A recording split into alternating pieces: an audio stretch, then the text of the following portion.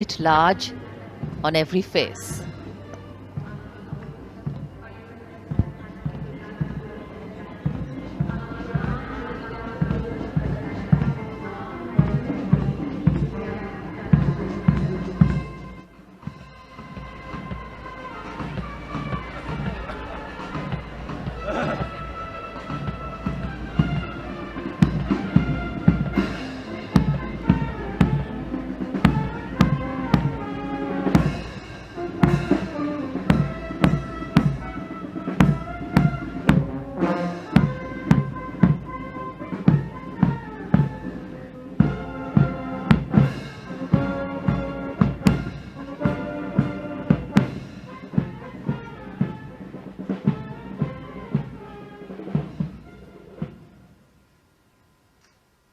आजादी के 75 वर्ष पूर्ण होने पर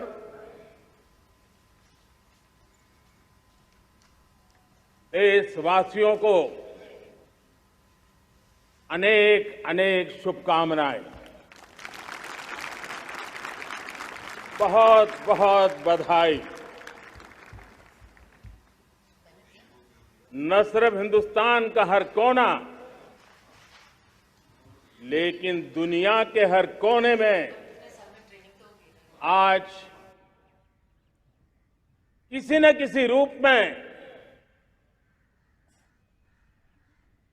भारतीयों के द्वारा या भारत के प्रति अपार प्रेम रखने वालों के द्वारा विश्व के हर कोने में यह हमारा तिरंगा आन बान शान के साथ लहरा रहा है। मैं विश्व भर में फैले हुए भारत प्रेमियों को, भारतीयों को आजादी के इस अमृत महोत्सव की बहुत बहुत बधाई देता हूं। आज का ये दिवस ऐतिहासिक दिवस है। एक पुण्य पड़ाव, एक नई राह, एक नए संकल्प और नए सामर्थ्य के साथ कदम बढ़ाने का ये शुभ अवसर है।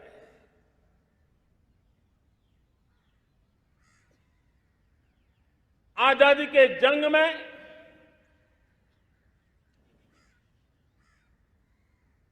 गुलामी का पूरा कालखंड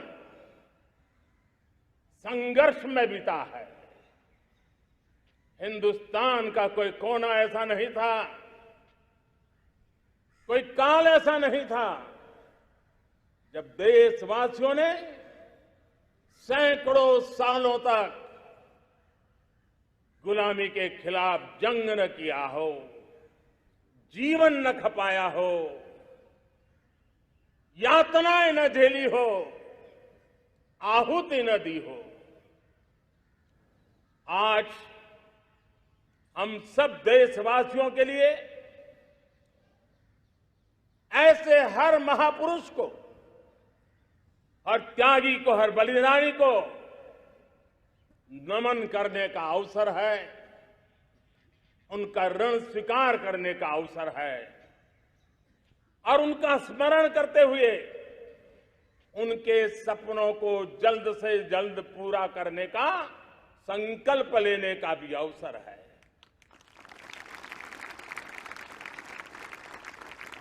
हम सभी देशवासी कृतज्ञ हैं पूज्य बापू के, नेताजी सुभाष चंद्र बोस के, बाबा साहब आंबेडकर के, वीर सावरकर के, जिन्होंने कर्तव्य पथ पर जीवन को खपा दिया। कर्तव्य पथ ही उनका जीवन पथ रहा। यह देश कृतज्ञ है मंगल पांडे, तात्या टोपे, भगत सिंह, सुखदेव, राजगुरु, चंद्रशेखर आजाद, अशफाक उल्लाह खान, राम प्रसाद बिस्मिल, अनगिनत ऐसे हमारे क्रांतिवीरों ने अंग्रेजों की हुकूमत की नींव हिला दी थी।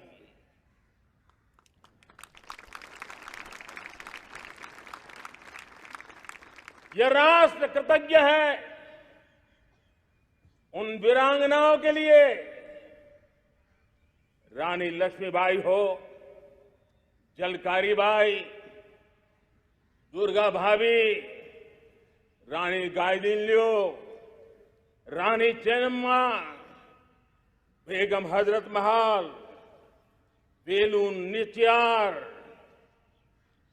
भारत की नारी शक्ति क्या होती है, भारत की नारी शक्ति का संकल्प क्या होता है, भारत की नारी त्याग और बलिदान की क्या पराकाष्ठा कर सकती है, वैसी अनगिनत वीरांगनाओं का स्मरण करते हुए हर हिंदुस्तानी गर्व से भर जाता है।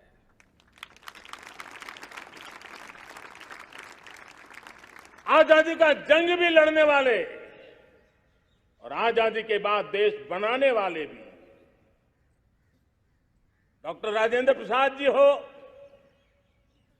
नेहरू जी हो, सरदार वल्लभ भाई पटेल, श्यामा प्रसाद मुखर्जी, लाल बहादुर शास्त्री, दीनदयाल उपाध्याय, जयप्रकाश नारायण, राम मनोहर लोहिया, आचार्य विनोबा भावे, नानाजी देशमुख, सुब्रमण्यम भारती, अनगिनत ऐसे महापुरुषों को आज नमन करने का अवसर है। जब आजादी के जंग की चर्चा करते हैं तो हम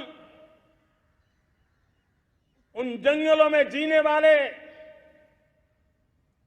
हमारे आदिवासी समाज का भी गौरव करना हम नहीं भूल सकते हैं। भगवान बिरसा मुंडा, सिद्धो कान्हू, अल्लूरी सीताराम राजू, गोविंद गुरु, अनगिनत नाम है जिन्होंने आजादी के आंदोलन की आवाज बन करके दूर सुदूर जंगलों में भी मेरे आदिवासी भाई बहनों में, माताओं में, युवकों में मातृभूमि के लिए जीने मरने की प्रेरणा जगाई। ये देश का सौभाग्य रहा है कि आजादी के जंग के कई रूप रहे हैं और उसमें एक रूप वो भी था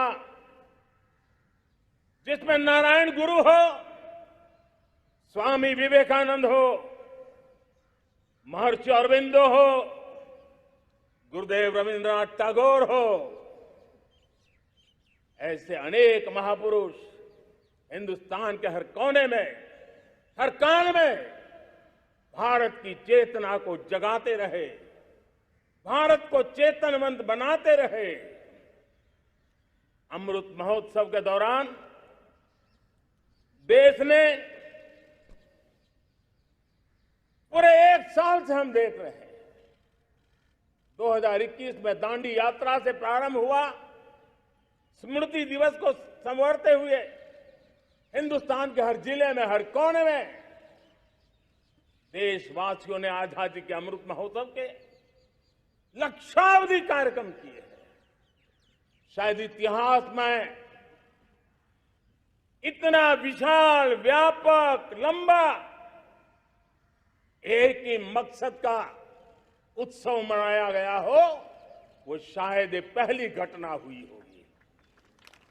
और हिंदुस्तान के हर कोने में उन सभी महापुरुषों को याद करने का प्रयास किया गया जिनको किसी न किसी कारणवश इतिहास में जगह न मिली या उनको भुला दिया गया था, आज देश ने खोज खोज करके हर कोने में ऐसे वीरों को, महापुरुषों को, त्यागियों को, बलिदानियों को, सत्याग्रहियों को याद किया, नमन किया। अमृत महोत्सव के दरमियान इन सभी महापुरुषों को नमन करने का अवसर रहा। कल 14 अगस्त को भारत ने विभाजन विभीषिका स्मृति दिवस भी बड़े भारी मन से हृदय के गहरे गांवों को याद करते हुए उन कोटि कोटि जनों ने बहुत कुछ सहन किया था, तिरंगे की शान के लिए सहन किया था, मातृभूमि की मिट्टी से मोहब्बत के कारण सहन किया था और धैर्य नहीं खोया था। भारत के प्रति प्रेम ने नई जिंदगी की शुरुआत करने का उनका संकल्प नमन करने योग्य है, प्रेरणा पाने योग्य है।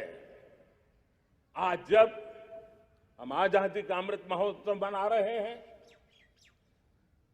तो पिछले 75 साल में देश के लिए जीने मरने वाले, देश की सुरक्षा करने वाले, देश के संकल्पों को पूरा करने वाले, चाहे सेना के जवान हो, पुलिस के कर्मी हो, शासन में बैठे हुए ब्यूरोक्रेट्स हो, जनप्रतिनिधि हो, स्थानीय स्वराज की संस्थाओं के शासक प्रशासक रहे हो, राज्यों के शासक प्रशासक रहे हो, केंद्र के शासक प्रशासक रहे हो, 75 साल में इन सबके योगदान को भी आज स्मरण करने का अवसर है और देश के कोटि कोटि नागरिकों को भी जिन्होंने 75 साल अनेक प्रकार की कठिनाइयों के बीच भी देश को आगे बढ़ाने के लिए अपने से जो हो सका वो करने का प्रयास किया है। मेरे प्यारे देशवासियों, 75 साल की हमारी ये यात्रा अनेक उतार चढ़ाव से भरी हुई है। सुख दुख की छाया मंडराती रही है और इसके बीच भी हमारे देशवासियों ने उपलब्धियां की है, पुरुषार्थ किया है, हार नहीं मानी है, संकल्पों को ओझल नहीं होने दिया है। और इसलिए और ये भी सच्चाई है कि सैकड़ों सालों के गुलामी के कालखंड ने भारत के मन को, भारत के मानवीय की भावनाओं को गहरे घाव किए थे, गहरी चोटें पहुंचाई थी, लेकिन उसके भीतर एक जिद भी थी, एक जिजीविषा भी थी, एक जुनून भी था, एक जोम भी था। और उसके कारण अभावों के बीच में भी, उपहास के बीच में भी, और जब आजादी का जंग अंतिम चरण में था तो देश को डराने के लिए, निराश करने के लिए, हताश करने के लिए सारे उपाय किए गए थे। अगर आजादी आई, अंग्रेज चले जाएंगे तो देश टूट जाएगा, बिखर जाएंगे, लोग अंदर अंदर लड़ करके मर जाएंगे, कुछ नहीं बचेगा, अंधकार युग में भारत चला जाएगा। न जाने क्या क्या आशंकाएं व्यक्त की गई थी, लेकिन उनको पता नहीं था ये हिंदुस्तान की मिट्टी है, इस मिट्टी में वो सामर्थ्य है जो शासकों से भी परे सामर्थ्य का एक अंतर प्रभार लेकर के जीता रहा है, सदियों तक जीता रहा है। और उसी का परिणाम है हमने क्या कुछ नहीं झेला। कभी अन्न का संकट झेला, कभी युद्ध के शिकार हो गए, आतंकवाद ने डगर डगर चुनौतियां पैदा की, निर्दोष नागरिकों को मौत के घाट उतार दिया गया, छद्म युद्ध चलते रहे, प्राकृतिक आपदाएं आती रही, सफलता विफलता, आशा निराशा, न जाने कितने पड़ाव आए हैं। लेकिन इन पड़ाव के बीच भी भारत आगे बढ़ता रहा। भारत की विविधता, जो औरों को भारत के लिए बोझ लगती थी, वो भारत की विविधता ही भारत की एक अनमोल शक्ति है, शक्ति का एक अटूट प्रवाह है।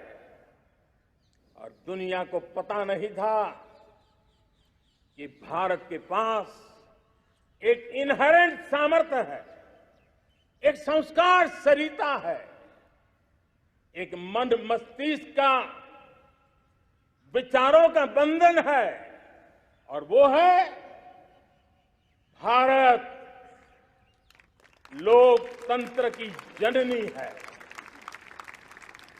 मदर ऑफ डेमोक्रेसी है।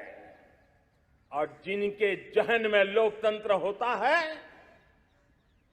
वे जब संकल्प करके चल पड़ते हैं, वो सामर्थ्य दुनिया की बड़ी बड़ी सल्तनतों के लिए भी संकट का काल लेकर के आती है। ये मदर ऑफ डेमोक्रेसी, ये लोकतंत्र की जननी हमारे भारत ने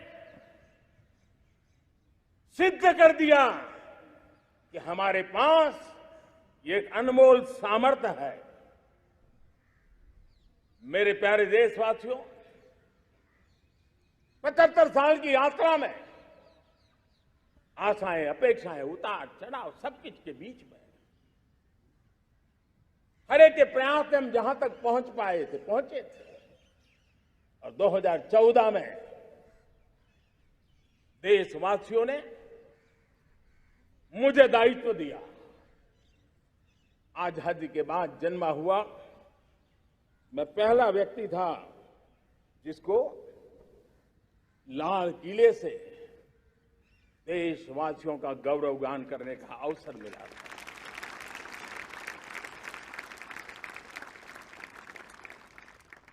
लेकिन मेरे दिल में जो भी आप लोगों से सीखा हूं, जितना आप लोगों को जान पाया हूं मेरे देशवासियों, आपके सुख दुख को समझ पाया हूं, देश की आशा अपेक्षाओं के भीतर वो कौन सी आत्मा बसती है, उसको जितना मैं समझ पाया हूं, उसको लेकर के मैंने अपना पूरा कालखंड देश के उन लोगों को एम्पावर करने में खपाया। मेरे दलित हो, शोषित हो, पीड़ित हो, वंचित हो, आदिवासी हो, महिला हो, युवा हो, किसान हो, दिव्यांग हो, पूरब हो, पश्चिम हो, उत्तर हो, दक्षिण हो, समुद्र का तट हो, हिमालय की कंदराएं हो, हर कोने में महात्मा गांधी का जो सपना था आखिर इंसान की चिंता करने का, महात्मा गांधी जी की आकांक्षा थी अंतिम छोर पर बैठे हुए व्यक्ति को समर्थ बनाने की, मैंने अपने आप को उसके लिए समर्पित किया। और उन 8 साल का नतीजा और आजादी के इतने दशकों का अनुभव आज 75 साल के बाद जब अमृत काल की ओर कदम रख रहे हैं, अमृत काल की ये पहली प्रभात है, तब मैं एक ऐसे सामर्थ्य को देख रहा हूं और जिससे मैं गर्व से भर जाता हूं। देशवासियों, मैं आज देश का सबसे बड़ा सौभाग्य ये देख रहा हूं कि भारत का जनमन आकांक्षी जनमन है। एस्पिरेशनल सोसाइटी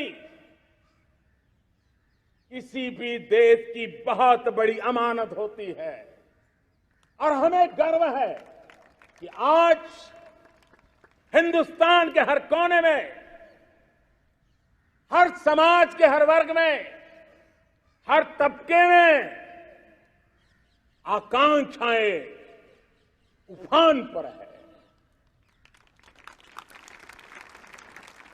देश का हर नागरिक चीजें बदलना चाहता है, बदलते देखना चाहता है, लेकिन इंतजार करने को तैयार नहीं है, अपनी आंखों के सामने देखना चाहता है, कर्तव्य से जुड़ करके करना चाहता है, वो गति चाहता है, वो प्रगति चाहता है।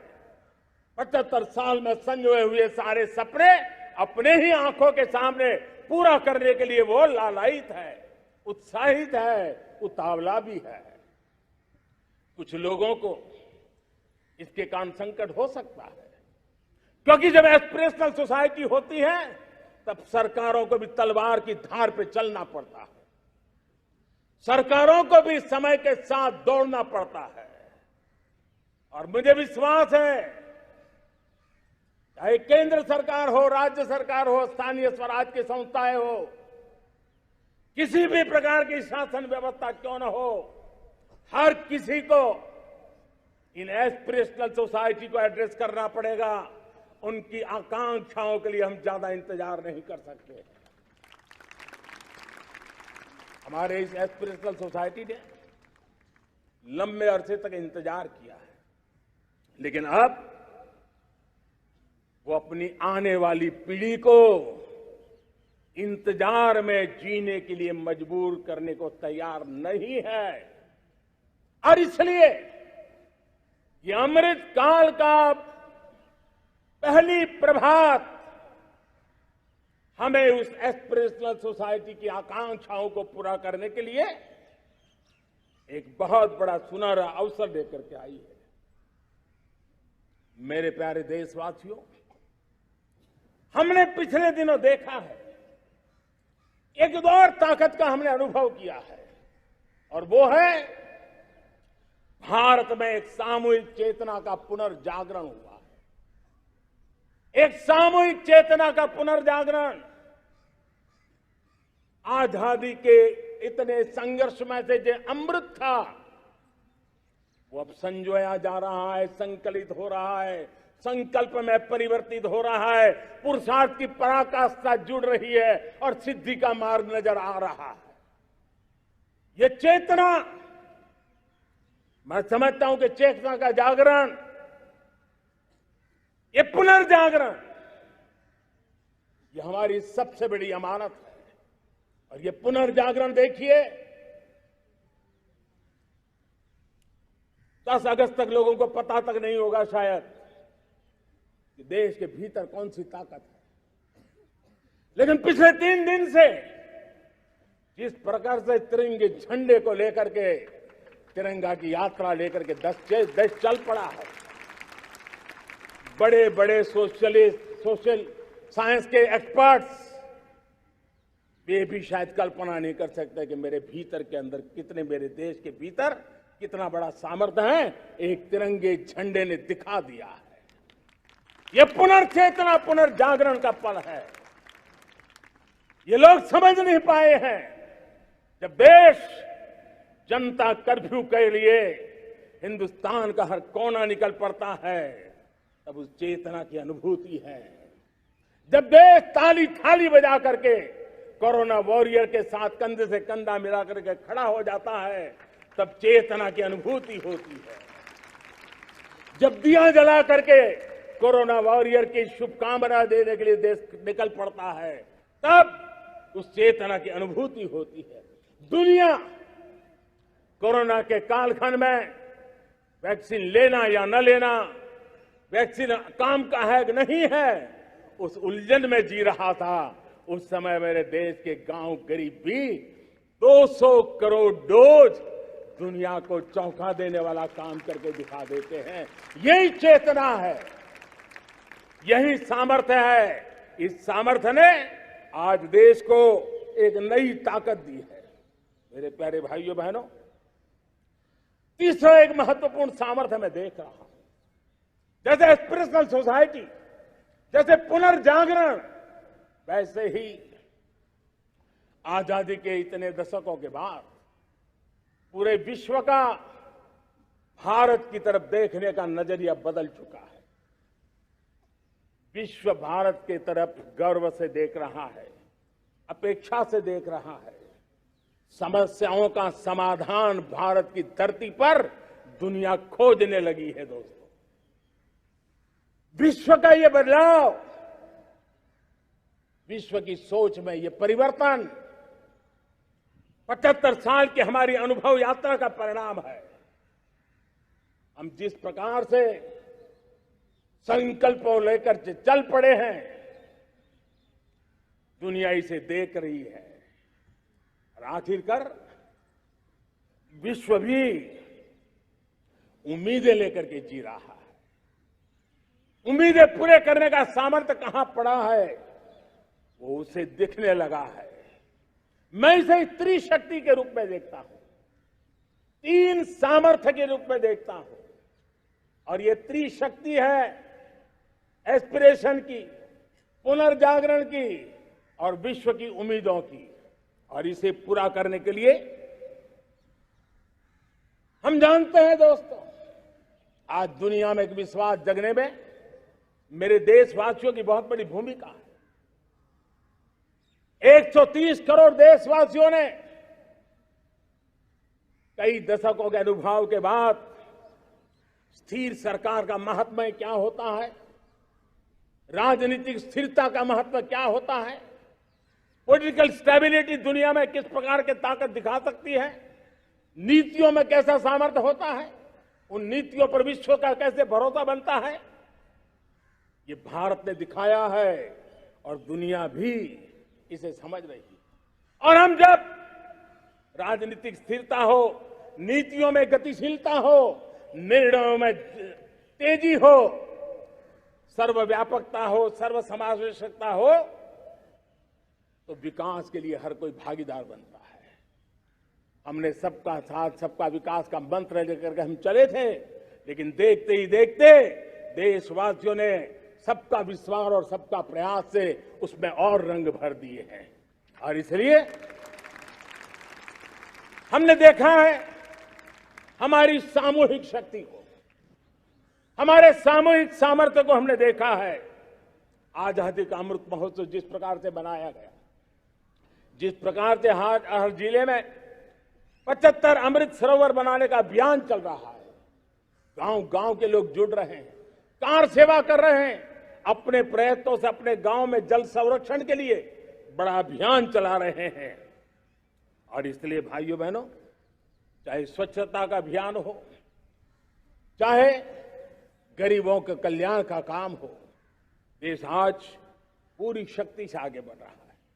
लेकिन भाइयों बहनों, हम लोग आजादी के अमृत काल में हमारी 75 साल की यात्रा को, उसका गौरवगान करते रहेंगे, अपनी ही पीठ थपथपाते रहेंगे, तो हमारे सपने कहीं दूर चले जाएंगे। और इसलिए 75 साल का कालखंड कितना ही शानदार रहा हो, कितने ही संकटों वाला रहा हो, कितने ही चुनौतियों वाला रहा हो, कितने ही सपने अधूरे दिखते हो, उसके बावजूद भी आज जब हम अमृत काल में प्रवेश कर रहे हैं, अगले 25 वर्ष हमारे देश के लिए अत्यंत महत्वपूर्ण है। और इसलिए जब मैं आज मेरे सामने लाल किले पर से 130 करोड़ देशवासियों के सामर्थ्य का स्मरण करता हूं, उनके सपनों को देखता हूं, उनके संकल्पों की अनुभूति करता हूं, तो साथियों मुझे लगता है आने वाले 25 साल के लिए हमें उस पंच प्राण पर अपनी शक्ति को केंद्रित करनी होगी, अपने संकल्पों को केंद्रित करना होगा, अपने सामर्थ्य को केंद्रित करना होगा और हमें उन पंच प्राण को लेकर के 2047 जब आजादी के 100 साल होंगे, आजादी के दीवानों के सारे सपने पूरे करने का जिम्मा उठा करके चलना होगा। जब मैं पंच प्राण की बात करता हूं तो पहला प्राण, अब देश बड़े संकल्प लेकर के ही चलेगा, बहुत बड़े संकल्प लेकर के चलना होगा और वो बड़ा संकल्प है विकसित भारत। अब उससे कुछ कम नहीं होना चाहिए, बड़ा संकल्प। दूसरा प्राण है किसी भी कोने में हमारे मन के भीतर, हमारे आदतों के भीतर गुलामी का एक भी अंश अगर भी अभी भी है तो उसको किसी भी हालत में बचने नहीं देना। अब 100%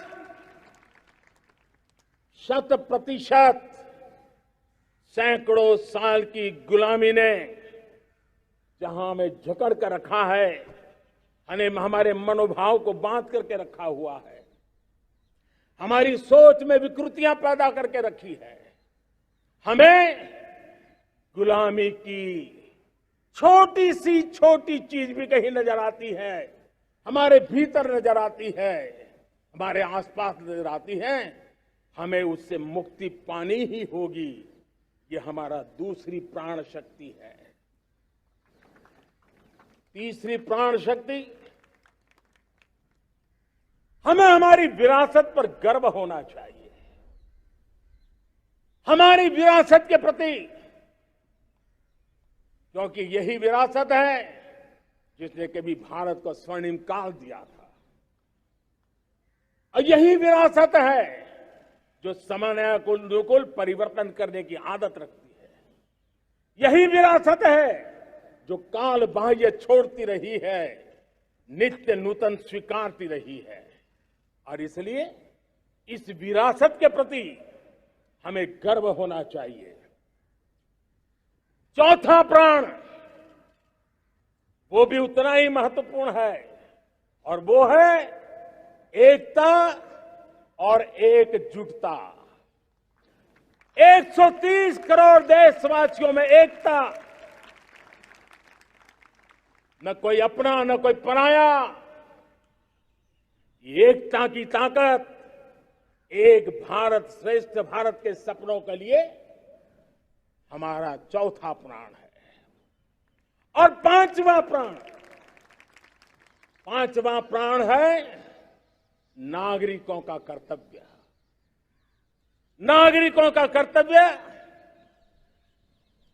जिसमें प्रधानमंत्री भी बाहर नहीं होता है, मुख्यमंत्री भी बाहर नहीं होता है, वो भी नागरिक है। नागरिकों का कर्तव्य, यह हमारे आने वाली 25 साल के सपनों को पूरा करने के लिए एक बहुत बड़ी प्राण शक्ति है। मेरे प्यारे देशवासियों, जब सपने बड़े होते हैं,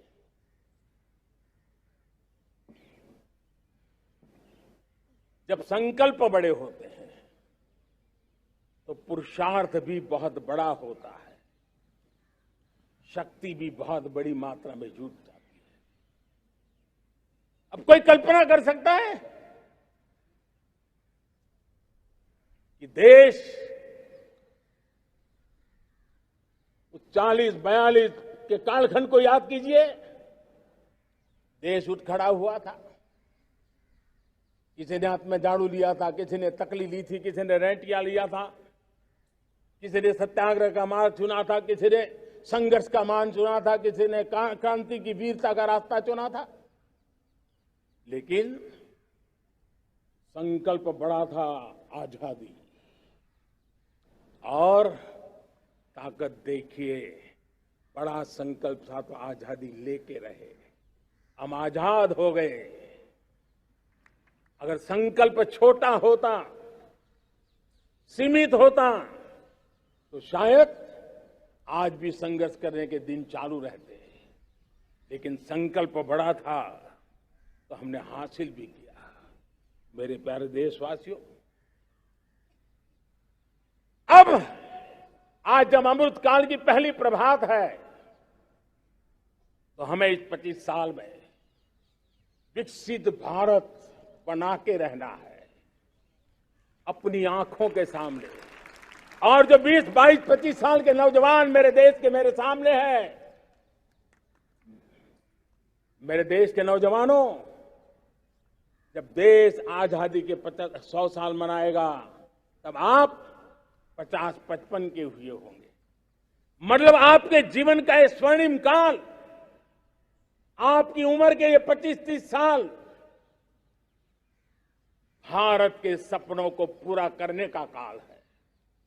आप संकल्प लेकर के मेरे साथ चल पड़िए साथियों, तिरंगे झंडे की शपथ लेकर के चल पड़िए। हम सब पूरी ताकत से लगे आए। बड़ा संकल्प, मेरा देश विकसित देश होगा, डेवलप कंट्री होगा। विकास के हर पैरामीटर में हम मानव केंद्रीय व्यवस्था को विकसित करेंगे। हमारे केंद्र में मानव होगा, हमारे केंद्र में के मानव की आशा आकांक्षाएं होगी। हम जानते हैं, भारत जब बड़े संकल्प करता है तो करके भी दिखाता है। जब मैंने यहां स्वच्छता की बात कही थी मेरे पहले भाषण में, देश चल पड़ा, जिससे जहां हो सका स्वच्छता की ओर आगे बढ़ा, और गंदगी के प्रति नफरत एक स्वभाव बनता गया। यही तो देश है जिसने इसको करके दिखाया है, और कर भी रहा है, आगे भी कर रहा है। यही तो देश है जिसने वैक्सीनेशन, दुनिया दुविधा में थी, 200 करोड़ का लक्ष्य पार कर लिया, समय सीमा में कर लिया, पुराने सारे रिकॉर्ड तोड़ के कर लिया। ये देश कर सकता है।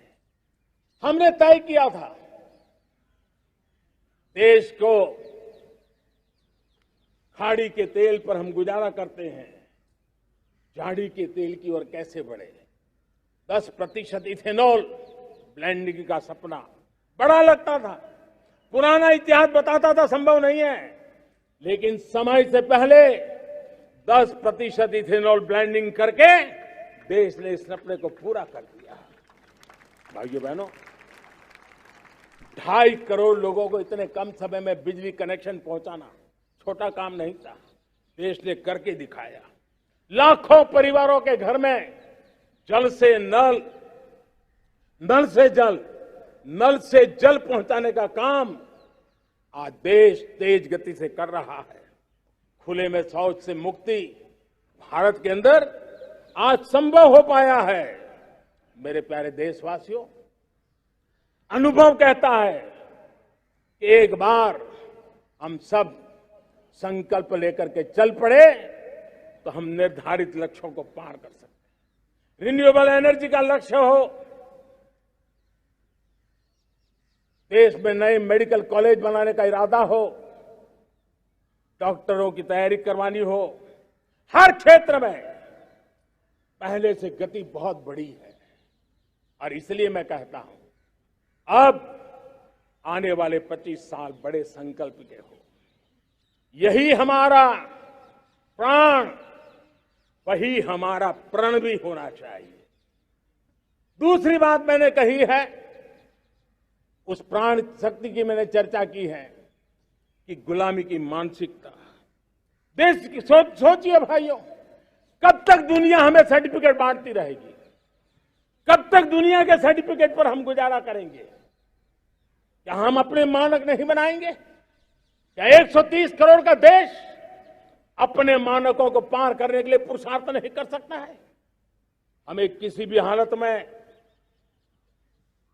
औरों के जैसा दिखने की कोशिश करने की जरूरत नहीं है। हम जैसे हैं वैसे लेकिन सामर्थ्य के साथ खड़े होंगे, ये हमारा मिजाज होना चाहिए। हमें गुलामी से मुक्ति चाहिए।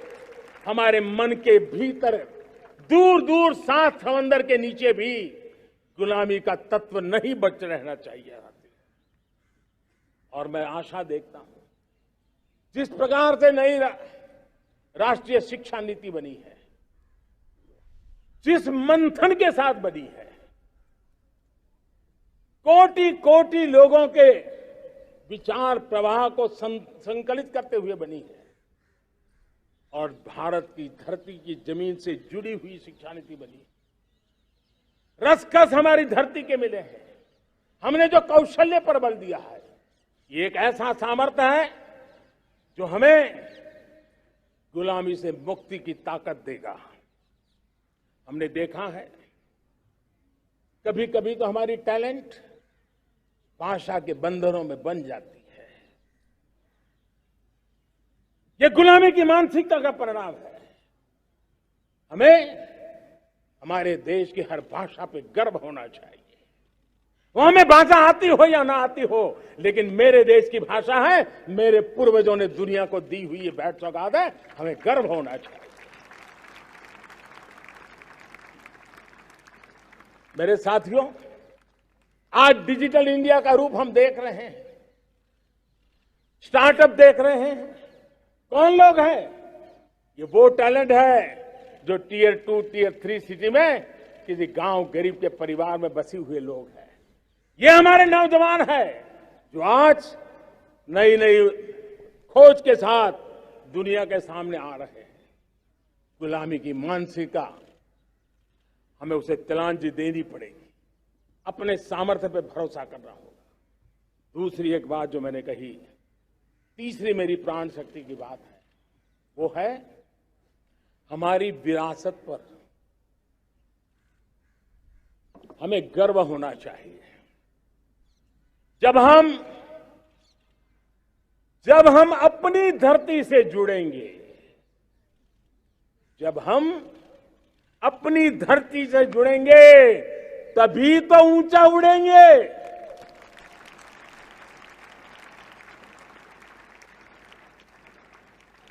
और जब हम ऊंचा उड़ेंगे तो हम विश्व को भी समाधान दे पाएंगे।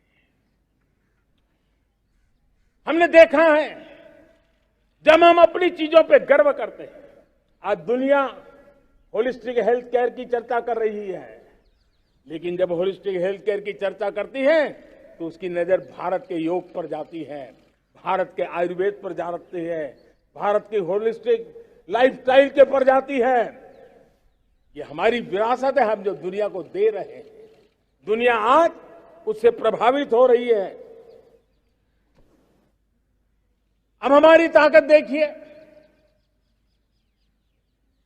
हम वो लोग हैं जो प्रकृति के साथ जीना जानते हैं, प्रकृति को प्रेम करना जानते हैं। आज विश्व पर्यावरण की जो समस्याओं से जूझ रहा है, हमारे पास वो विरासत है।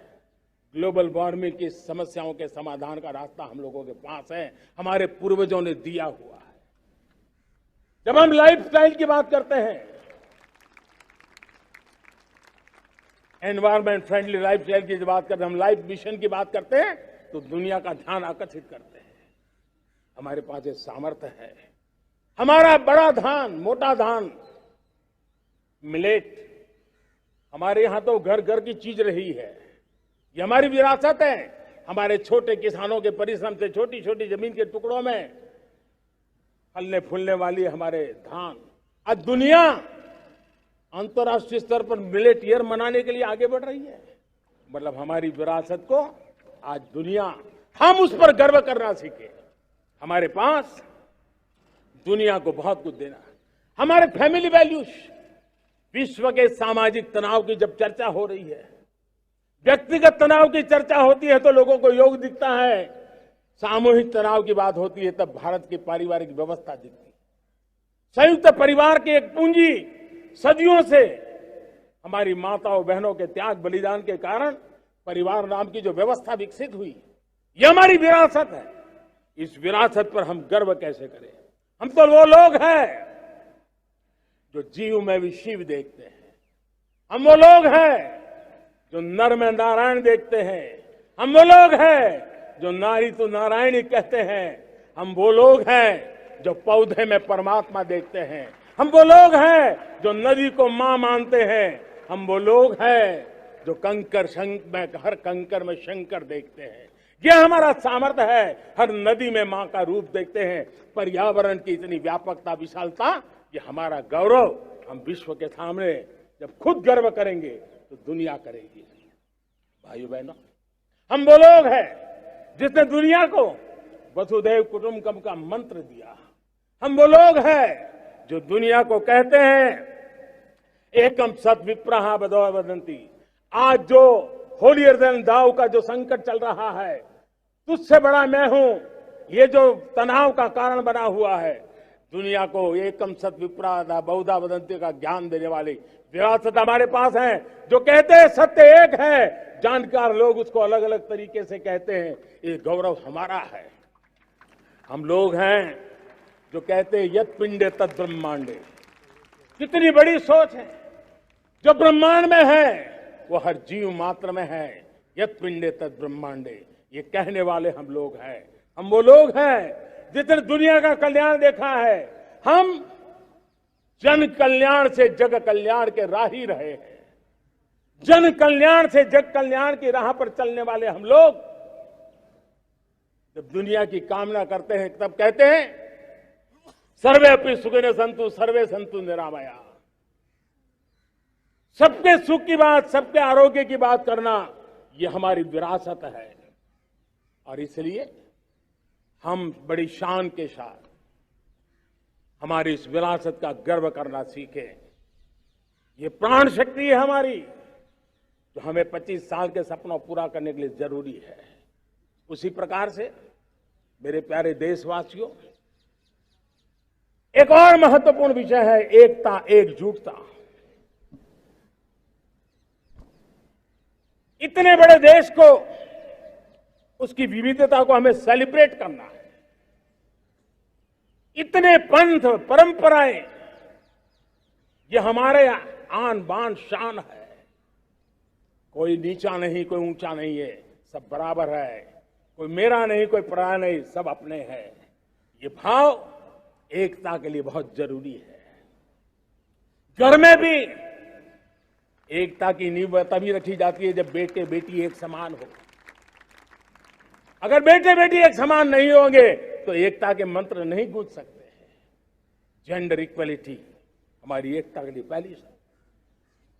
जब हम एकता की बात करते हैं, अगर हमारे एक ही पैरामीटर हो, एक ही मानदंड हो, जिस मानदंड को हम कहें इंडिया फर्स्ट, मैं जो कुछ भी कर रहा हूं, जो भी सोच रहा हूं, जो बोल रहा हूं, इंडिया फर्स्ट के अनुकूल है, एकता का रास्ता खुल जाएगा। दोस्त, हमें एकता से बांधने का वो मंत्र है, हमें इसको पकड़ना है। मुझे पूरा विश्वास है कि हम समाज के अंदर ऊंच नीच के भेदभावों से, मेरे तेरे के भेदभावों से हम सबकी पुजारी बने। श्रमेव जयते कहते हैं हम, श्रमिक का सम्मान, ये हमारा स्वभाव होना चाहिए। लेकिन भाइयों बहनों, मैं लाल किले से मेरी एक पीड़ा और कहना चाहता हूं। ये दर्द मैं कहे बिना नहीं रह सकता। मैं जानता हूं कि शायद लाल किले का विषय नहीं हो सकता, लेकिन मेरे भीतर का दर्द मैं कहां कहूंगा। देशवासियों के सामने नहीं कहूंगा तो कहां कहूंगा। और वो है, किसी न किसी कारण से हमारे अंदर एक ऐसी विकृति आई है, हमारी बोलचाल में, हमारे व्यवहार में, हमारे कुछ शब्दों में, हम नारी का अपमान करते हैं।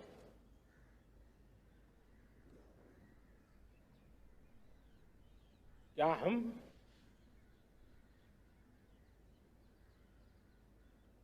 स्वभाव से, संस्कार से, रोजमर्रा की जिंदगी में नारी को अपमानित करने वाली हर बात से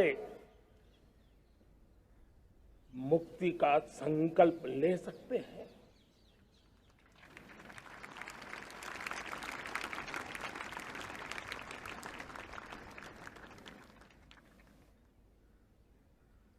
नारी का गौरव, राष्ट्र के सपने पूरे करने में बहुत बड़ी पूंजी बनने वाला है। ये सामर्थ्य मैं देख रहा हूं और इसलिए मैं इस बात का आग्रही हूं, मेरे प्यारे देशवासियों, मैं 5वीं प्राण शक्ति की बात करता हूं और वो 5वीं प्राण शक्ति है नागरिक का कर्तव्य। दुनिया में जिन जिन देशों ने प्रगति की है, जिन जिन देशों ने कुछ अचीव किया है, व्यक्तिगत जीवन में भी जिसने अचीव किया है, कुछ बातें उभर करके सामने आती हैं। एक, अनुशासित जीवन। दूसरा, कर्तव्य के प्रति समर्पण। व्यक्ति की जीवन की सफलता हो, समाज की हो, परिवार की हो, राष्ट्र की हो, ये मूलभूत मार्ग है, ये मूलभूत प्राण शक्ति है और इसलिए हमें कर्तव्य पर बल देना ही होगा। ये शासन का काम है कि बिजली 24 घंटे पहुंचाने के लिए प्रयास करे, लेकिन ये नागरिक का कर्तव्य है कि जितनी ज्यादा यूनिट बिजली बचा सकते बचाएं। हर खेत में पानी पहुंचाना सरकार की जिम्मेवारी है, सरकार का प्रयास है, लेकिन पर ड्रॉप मोर क्रॉप, पानी बचाते हुए आगे बढ़ना, मेरे हर खेत से आवाज उठनी चाहिए।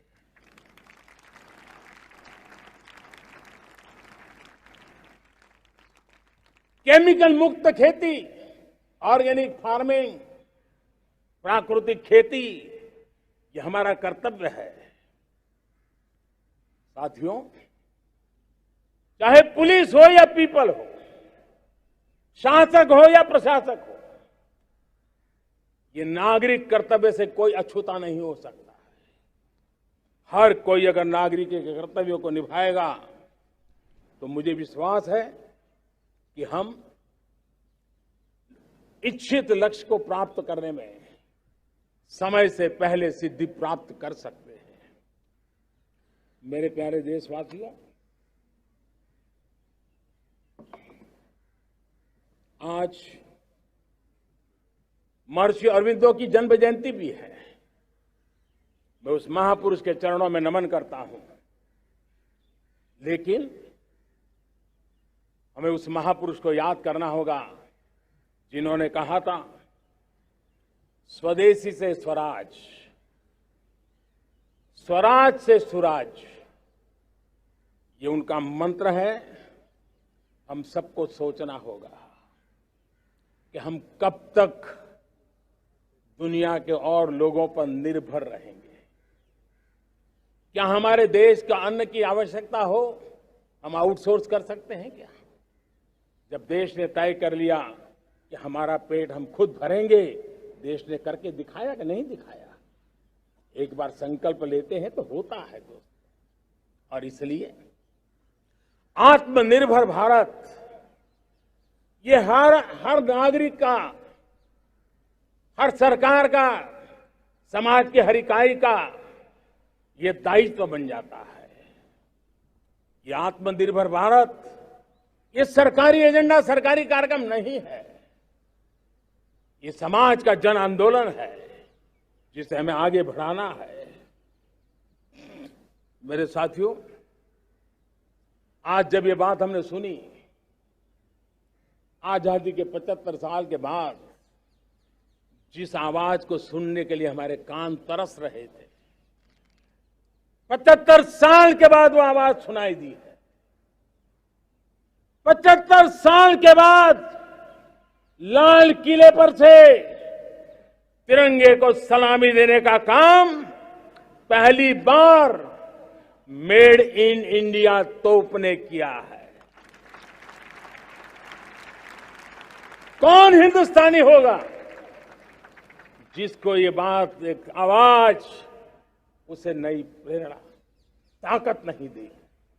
और इसलिए मेरे प्यारे भाई बहनों, मैं आज मेरे देश के सेना के जवानों का हृदय से अभिनंदन करना चाहता हूं। मेरी आत्मनिर्भर की बात को संगठित स्वरूप में, साहस के स्वरूप में मेरी सेना के जवानों ने, सेना नायकों ने जिस जिम्मेवारी के साथ कंधे पे उठाया है, मैं उनको जितनी सैल्यूट करूं उतनी कम है दोस्तों। उनको आज मैं सलाम करता हूं, क्योंकि सेना का जवान मौत को मुट्ठी में लेकर के चलता है। मौत और जिंदगी के बीच में कोई फासला ही नहीं होता है, और तब बीच में वो डट करके खड़ा होता है।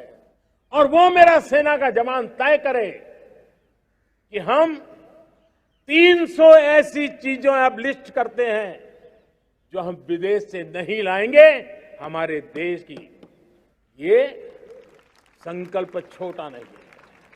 मुझे इस संकल्प में भारत के आत्मनिर्भर भारत के उज्जवल भविष्य के वो बीज मैं देख रहा हूं जो इस सपने को वटवृक्ष में परिवर्तित करने वाले हैं।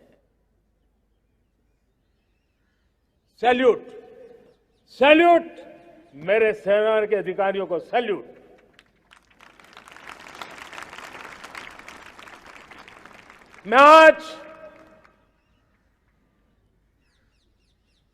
मैं मेरे छोटे छोटे बालकों को, 5 साल 7 साल की आयु के बालक, उनको भी सैल्यूट करना चाहता हूं, उनको भी सलाम करना चाहता हूं। जब देश के सामने चेतना जगी, मैंने सैकड़ों परिवारों से सुना है, 5-5, 7 साल के बच्चे घर में कह रहे हैं कि अब हम विदेशी खिलौने से नहीं खेलते। 5 साल का बच्चा घर में विदेशी खिलौने से नहीं खेलेंगे, ये जब संकल्प करता है ना, तब आत्मनिर्भर भारत उसकी रगों में दौड़ता है। आज देखिए, पीएलआई स्कीम 1 लाख करोड़ रुपया दुनिया के लोग हिंदुस्तान में अपना नसीब आजमाने आ रहे हैं, टेक्नोलॉजी लेकर के आ रहे हैं, रोजगार के नए अवसर बना रहे हैं। भारत मैन्युफैक्चरिंग हब बनता जा रहा है, आत्मनिर्भर भारत की बुनियाद बना रहा है। आज इलेक्ट्रॉनिक गुड्स मैन्युफैक्चरिंग हो, मोबाइल फोन का मैन्युफैक्चरिंग हो, आज देश बहुत तेजी से प्रगति कर रहा है। जब हमारा ब्रह्मोस दुनिया में जाता है, कौन हिंदुस्तानी होगा जिसका मन आसमान को न छूता होगा। दोस्तों, आज हमारी मेट्रो कोचेज, हमारी वंदे भारत ट्रेन विश्व के लिए आकर्षण बन रहा है। मेरे प्यारे देशवासियों, हमें आत्मनिर्भर बनना है हमारे एनर्जी सेक्टर में। हम कब तक एनर्जी के सेक्टर में किसी और पर डिपेंडेंट रहेंगे? और हमें सोलार का क्षेत्र हो, विंड एनर्जी का क्षेत्र हो, रिन्यूएबल के और भी जो रास्ते हो, मिशन हाइड्रोजन हो, बायोफ्यूल की कोशिश हो, इलेक्ट्रिक व्हीकल पर जाने की बात हो, हमें आत्मनिर्भर बन करके इन व्यवस्थाओं को आगे बढ़ाना होगा। मेरे प्यारे देशवासियों, आज प्राकृतिक खेती भी आत्मनिर्भर का एक मार्ग है। फर्टिलाइजर से जितनी ज्यादा मुक्ति, आज देश में नैनो फर्टिलाइजर के कारखाने की नई आशा लेकर के आए हैं। लेकिन प्राकृतिक खेती, केमिकल फ्री खेती आत्मनिर्भर को ताकत दे सकती है। आज देश में रोजगार के क्षेत्र में ग्रीन जॉब के नए नए क्षेत्र बहुत तेजी से खुल रहे हैं। भारत ने नीतियों के द्वारा स्पेस को खोल दिया है। ड्रोन की बहुत दुनिया में सबसे प्रगतिशील पॉलिसी लेकर के आए हैं। हमने देश के नौजवानों के लिए नए द्वार खोल दिए हैं। मेरे प्यारे भाइयों बहनों, मैं प्राइवेट सेक्टर को भी आह्वान करता हूं, आइए हमें विश्व में छा जाना है। आत्मनिर्भर भारत का ये भी सपना है कि दुनिया को भी जो आवश्यकताएं हैं उसको पूरा करने में भारत पीछे नहीं जाएगा। हमारे लघु उद्योग हो, सूक्ष्म उद्योग हो, कुटीर उद्योग हो, जीरो डिफेक्ट, जीरो इफेक्ट, हमें उस करके हमें दुनिया में जाना होगा। हमें स्वदेशी पर गर्व करना होगा। मेरे प्यारे देशवासियों, हम बार बार लाल बहादुर शास्त्री जी को याद करते हैं। जय जवान जय किसान का उनका मंत्र आज भी देश के लिए प्रेरणा है। बाद में अटल बिहारी वाजपेयी जी ने जय विज्ञान कह करके उसमें एक कड़ी जोड़ दी थी और देश ने उसको प्राथमिकता दी थी। लेकिन अब अमृतकाल के लिए एक और अनिवार्यता है और वो है जय अनुसंधान।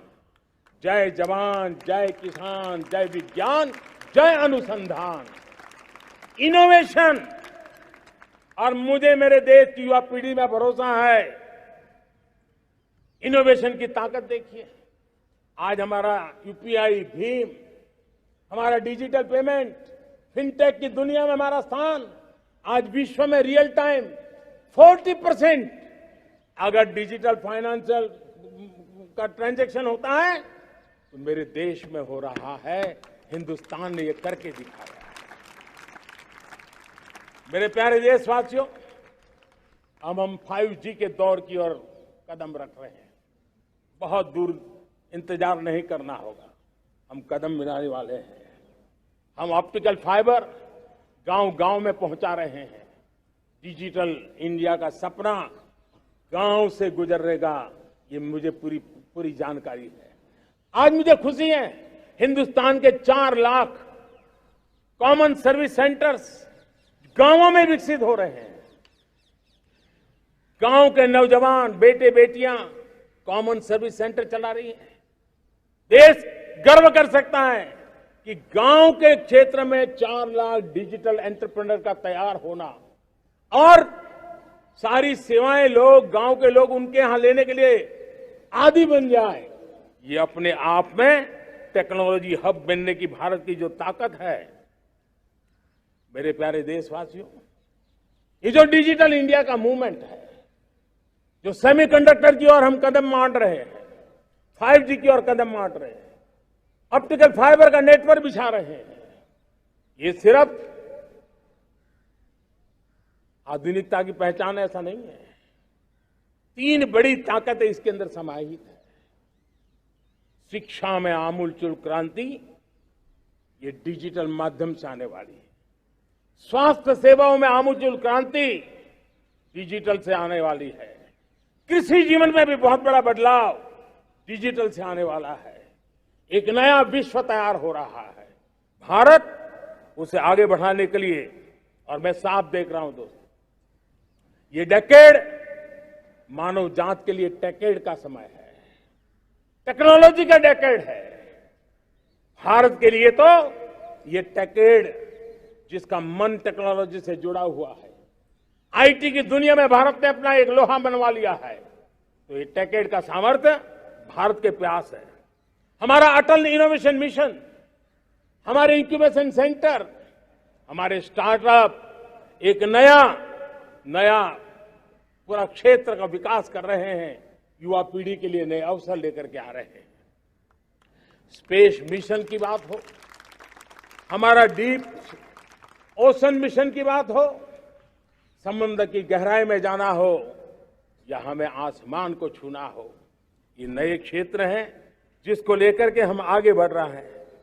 मेरे प्यारे देशवासियों, हम इस बात को न भूलें, और भारत ने सदियों से देखा हुआ है, जैसे देश में कुछ नमूना रूप कामों की जरूरत होती है, कुछ बड़ी बड़ी ऊंचाइयों की जरूरत होती है, लेकिन साथ साथ धरातल पर मजबूती बहुत आवश्यक होती है।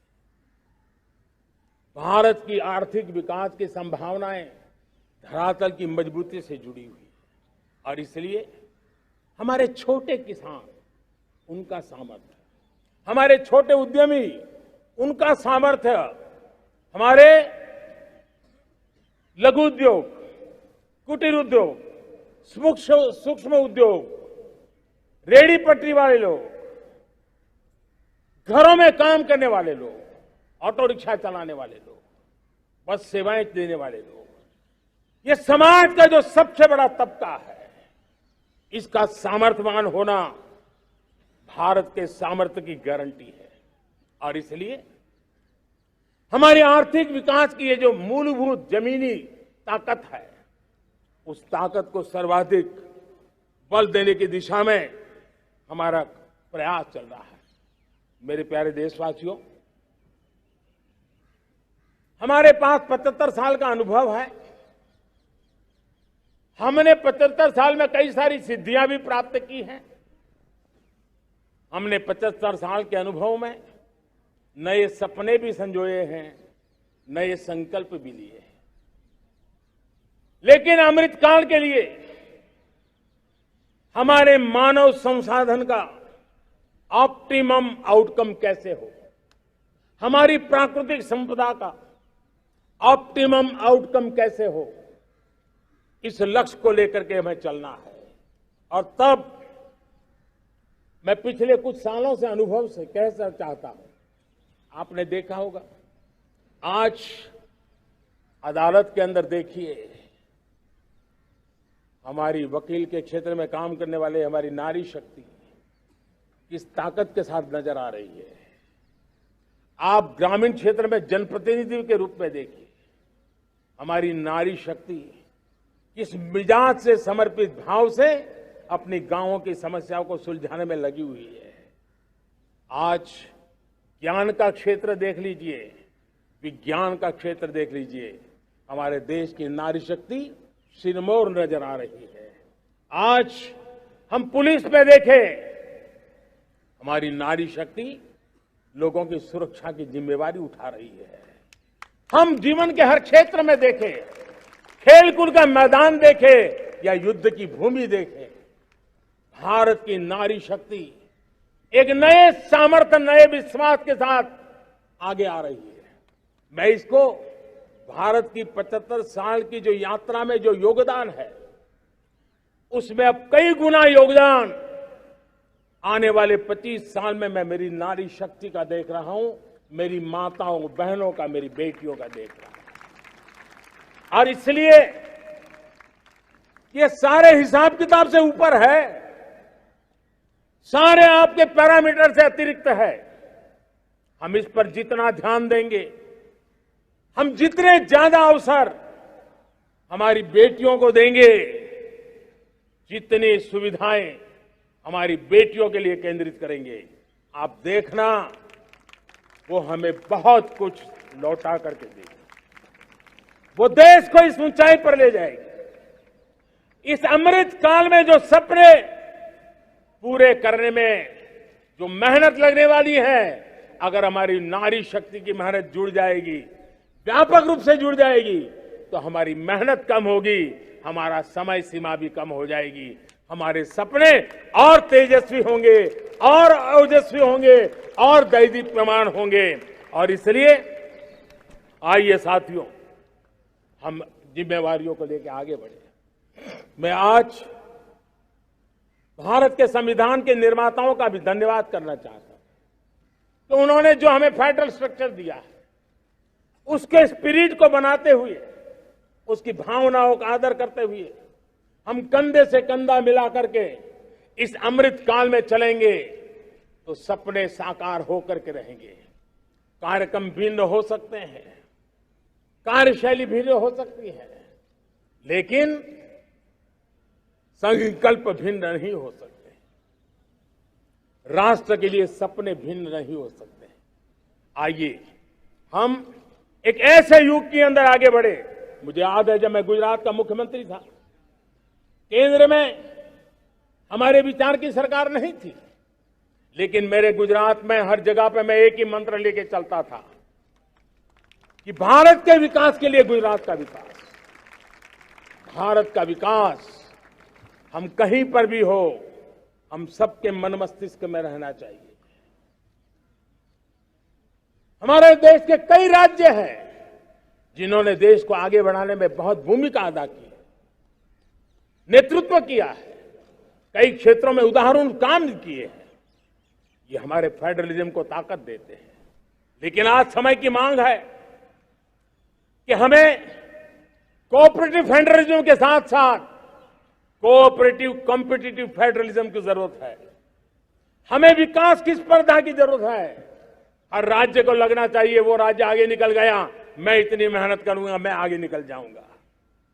उसने ये 10 अच्छे काम किए हैं, मैं 15 अच्छे काम करके दिखाऊंगा।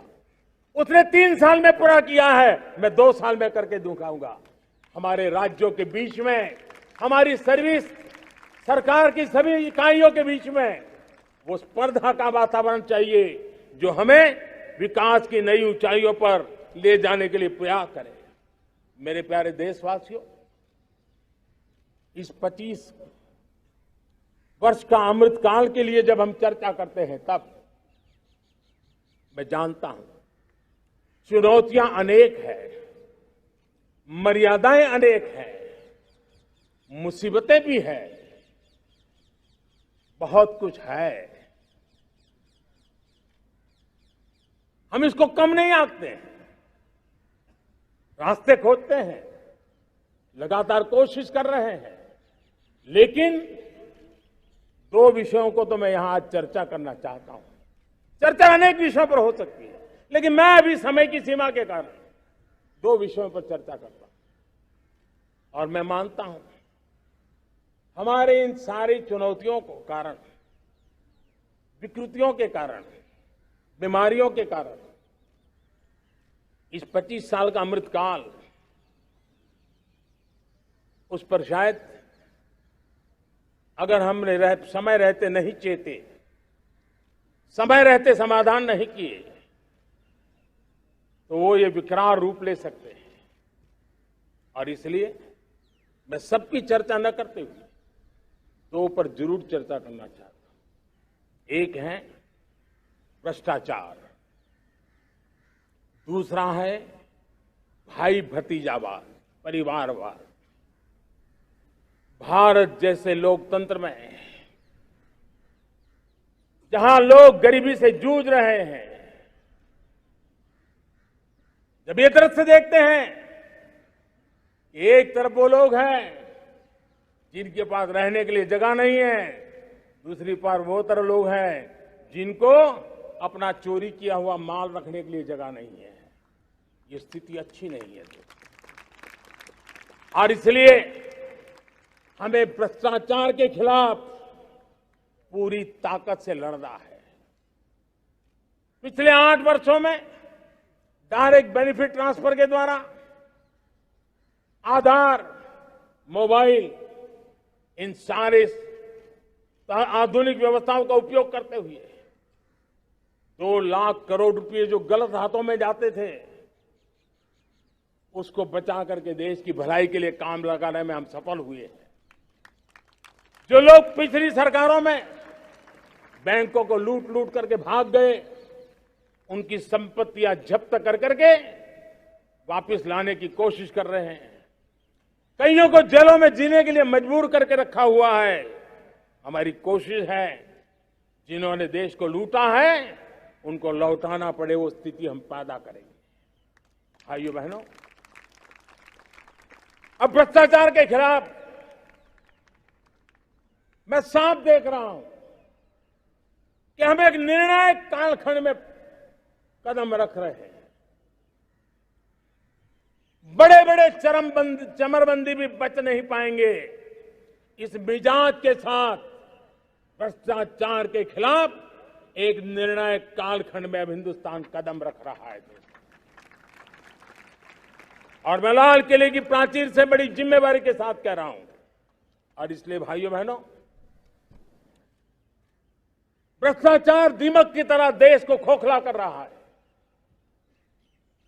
मुझे इसके खिलाफ लड़ाई लड़नी है, लड़ाई को तेज करना है, निर्णायक मोड़ पे लेकर के ही जाना है। तब मेरे 130 करोड़ देशवासी आप मुझे आशीर्वाद दीजिए, आप मेरा साथ दीजिए। मैं आज आपसे साथ मांगने आया, आपका सहयोग मांगने आया हूं, ताकि मैं इस लड़ाई को लड़ पाऊं, इस लड़ाई को देश जीत पाए और सामान्य नागरिक की जिंदगी भ्रष्टाचार ने तबाह करके रखी हुई है। मैं मेरे इन सामान्य नागरिक की जिंदगी को फिर से शान बान शान के लिए जीने के लिए रास्ता बनाना चाहता हूं। और इसलिए मेरे प्यारे देशवासियों, ये चिंता का विषय है कि आज देश में भ्रष्टाचार के प्रति नफरत तो दिखती है, व्यक्त भी होती है, लेकिन कभी कभी भ्रष्टाचारियों के प्रति उदारता बरती जाती है। किसी भी देश में ये शोभा नहीं देगा। और कई लोग तो इतनी बेशर्मी तक चले जाते हैं कि कोर्ट में सजा हो चुकी हो, भ्रष्टाचारी सिद्ध हो चुका हो, जेल जाना तय हो चुका हो, जेल गुजार रहे हो, उसके बावजूद भी उनका महिमा मंडन करने में लगे रहते हैं, उनकी शान शौकत में लगे रहते हैं, उनकी प्रतिष्ठा बनाने में लगे रहते हैं। अगर जब तक समाज में गंदगी के प्रति नफरत नहीं होती है, स्वच्छता की चेतना जगती नहीं है। जब तक भ्रष्टाचार और भ्रष्टाचारी के प्रति नफरत का भाव पैदा नहीं होता है, सामाजिक रूप से उसको नीचा देखने के लिए मजबूर नहीं करते, तब तक एक मानसिकता खत्म होने वाली नहीं है। और इसलिए भ्रष्टाचार के प्रति भी और भ्रष्टाचारियों के प्रति भी हमें बहुत जागरूक होने की जरूरत है। दूसरी एक चर्चा मैं करना चाहता हूं, भाई भतीजावाद। और जब मैं भाई भतीजावाद, परिवारवाद की बात करता हूं तो लोगों को लगता है मैं सिर्फ राजनीतिक क्षेत्र की बात करता हूं। जी नहीं, दुर्भाग्य से राजनीतिक क्षेत्र की उस बुराई ने हिंदुस्तान की हर संस्थाओं में परिवारवाद को पोषित कर दिया है। परिवारवाद हमारी अनेक संस्थाओं को अपने में लपेटे हुए है और उसके कारण मेरे देश की टैलेंट को नुकसान होता है, मेरे देश के सामर्थ्य को नुकसान होता है। जिनके पास अवसर की संभावनाएं हैं, वो परिवारवाद, भाई भतीजे के बाद बाहर रह जाता है। भ्रष्टाचार का भी कारण ये भी एक बन जाता है, ताकि उसका कोई भाई भतीजे के कार्य आसरा नहीं है तो लगता है चलो भाई कहीं से खरीद करके के जगह बना लूं। इस परिवारवाद से, भाई भतीजावाद से हमें हर संस्थाओं में एक नफरत पैदा करनी पड़ी होगी, जागरूकता पैदा करनी होगी, तब हम हमारी संस्थाओं को बचा पाएंगे। संस्थाओं के उज्जवल भविष्य के लिए बहुत आवश्यक है। उसी प्रकार से राजनीति में भी परिवारवाद ने देश के सामर्थ्य को सबसे सारा अन्याय किया है। परिवारवादी राजनीति परिवार की भलाई के लिए होती है, उसको देश की भलाई से कोई लेना देना नहीं होता है। और इसलिए लाल किले की प्राचीर से तिरंगे झंडे के आन बान शान के नीचे भारत के संविधान का स्मरण करते हुए मैं देशवासियों को खुले मन से कहना चाहता हूं, आइए हिंदुस्तान के राजनीति के शुद्धिकरण के लिए भी, हिंदुस्तान की सभी संस्थाओं के शुद्धिकरण के लिए भी हमें देश को इस परिवारवादी मानसिकता से मुक्ति दिला करके योग्यता के आधार पर देश को आगे ले जाने की ओर बढ़ना होगा। यह अनिवार्यता है, वरना हर किसी का मन कुंठित रहता है कि मैं उसके लिए योग्य था, मुझे नहीं मिला क्योंकि मेरा कोई चाचा, मामा, पिता, दादा, दादी, नाना, नानी कोई वहां थे नहीं। ये मनस्थिति किसी भी देश के लिए अच्छी नहीं। मेरे देश के नौजवानों, मैं आपके उज्जवल भविष्य के लिए, आपके सपनों के लिए, मैं भाई भतीजावाद के खिलाफ लड़ाई में आपका साथ चाहता हूं। परिवारवादी राजनीति के खिलाफ लड़ाई में मैं आपका साथ चाहता हूं। ये संवैधानिक जिम्मेवारी मानता हूं मैं, ये लोकतंत्र की जिम्मेवारी मानता हूं मैं, ये लाल किले के प्राचीर से कही गई बात की ताकत में मानता हूं। और इसलिए मैं आज आपका अवसर चाहता हूं। हमने देखा पिछले दिनों खेलों में, ऐसा तो नहीं है कि देश के पास पहले प्रतिभाएं नहीं रही होंगी। ऐसा तो नहीं है कि खेलकूद की दुनिया में हिंदुस्तान के नौजवान हमारे बेटे बेटियां कुछ कर नहीं सकते, लेकिन सिलेक्शन भाई भतीजेबाद की चैनल से गुजरते थे और उसके कारण वो खेल के मैदान तक, उस देश तक तो पहुंच जाते थे। जीत हार से उन्हें लेना देना नहीं था, लेकिन जब ट्रांसपेरेंसी आई, योग्यता के आधार पर खिलाड़ियों का चयन होने लगा, पूर्ण पारदर्शिता से खेल के मैदान में सामर्थ्य का सम्मान होने लगा, आज देखिए दुनिया में खेल के मैदान में भारत का तिरंगा फहरता है, भारत का राष्ट्रगान गाया जाता है, गर्व होता है और परिवारवाद से मुक्ति होती है, भाई भतीजावाद से मुक्ति होती है, तो ये नतीजे आते हैं। मेरे प्यारे देशवासियों, ये ठीक है, चुनौतियां बहुत हैं। अगर इस देश के सामने करोड़ों संकट हैं तो करोड़ों समाधान भी है, और मेरा 130 करोड़ देशवासियों पर भरोसा है। 130 करोड़ देशवासी निर्धारित लक्ष्य के साथ, संकल्प के प्रति समर्पण के साथ, जब 130 करोड़ देशवासी एक कदम आगे रखते हैं ना, तो हिंदुस्तान 130 करोड़ कदम आगे बढ़ जाता है। इस सामर्थ्य को लेकर के हमने आगे बढ़ना है। इस अमृत काल में, जब ये अमृत काल की पहली बेला है, पहली प्रभात है, हमें आने वाले 25 साल को एक पल भी भूलना नहीं है। एक एक दिन, समय का प्रत्येक क्षण, जीवन का प्रत्येक कण मातृभूमि के लिए जीना, और तभी आजादी के दीवानों को हमारी सच्ची श्रद्धांजलि होगी। तभी 75 साल तक देश को यहां तक पहुंचाने में जिन जिन लोगों ने योगदान किया, उनका पुण्य स्मरण हमें काम आएगा। मैं देशवासियों से आग्रह करते हुए, नई संभावनाओं को संजोते हुए, नए संकल्पों को पार करते हुए, आगे बढ़ने का विश्वास लेकर के आज अमृत काल का आरंभ करते हैं। आजादी का अमृत महोत्सव अब अमृत काल की दिशा में पलट चुका है, आगे बढ़ चुका है। तब इस अमृत काल में सबका प्रयास अनिवार्य है, सबका प्रयास ही परिणाम लाने वाला है। टीम इंडिया की भावना ही देश को आगे बढ़ने वाली है। 130 करोड़ देशवासियों की ये टीम इंडिया एक टीम के रूप में आगे बढ़ करके सारे सपनों को साकार करेंगी। इसी पूरे विश्वास के साथ मेरे साथ बोलिए, जय हिंद, जय हिंद, जय Hind.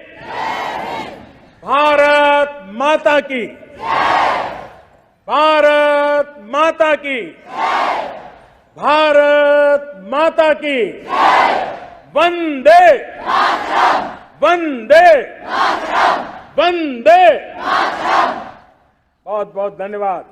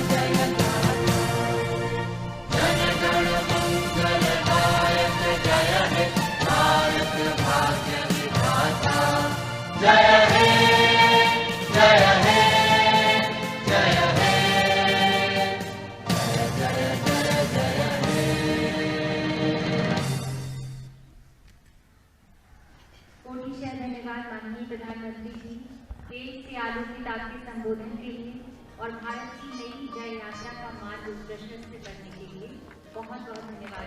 Prime Minister Narendra Modi addressing the nation